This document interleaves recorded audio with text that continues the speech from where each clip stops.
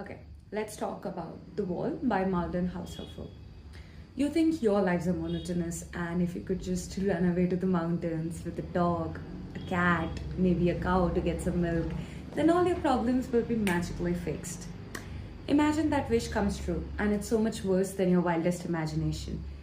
It's never ending, there's no out. It's like when a genie grants you your wish, but the worst possible interpretation of it. I still don't know how I felt about this book because, on one hand, it's one of the most haunting books that I've ever read. On the other hand, it was physically painful to read this book at times because.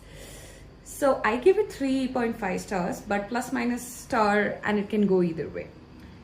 The calm tone really drove home the monotonicity that the protagonist was feeling, and it just sent me into a glazed eye stupor where I'm like, am I dreaming? Is this deja vu? Have I reread this?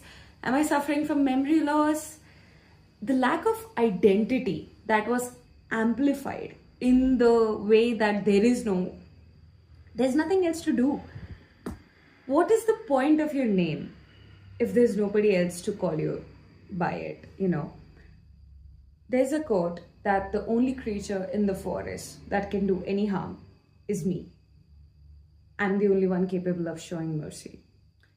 And it's really the throwaway sentences, like when she says, I like to remember the time I had tea, or when she burns the cookbooks because she does not have the ingredients to do it anymore.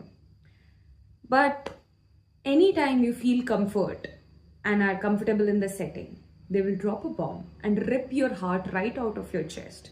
So a fair trigger warning, especially if you love animals. The main point for me, was the lack of closure. You think you'll get an explanation. You think by the end of the book, there will be a way out. But there's no closure, just like real life. She survives because there's literally nothing else to do. And there are arguments to be made whether this wall was a metaphorical barrier or a literal barrier. But the implications of where your identity lies in association of who you are outside of society do not have to be metaphorical for you to feel the dread, for you to feel the helplessness that the protagonist was feeling. So, very interesting book, but would not read it again. And I would advise caution to everyone who do pick it up.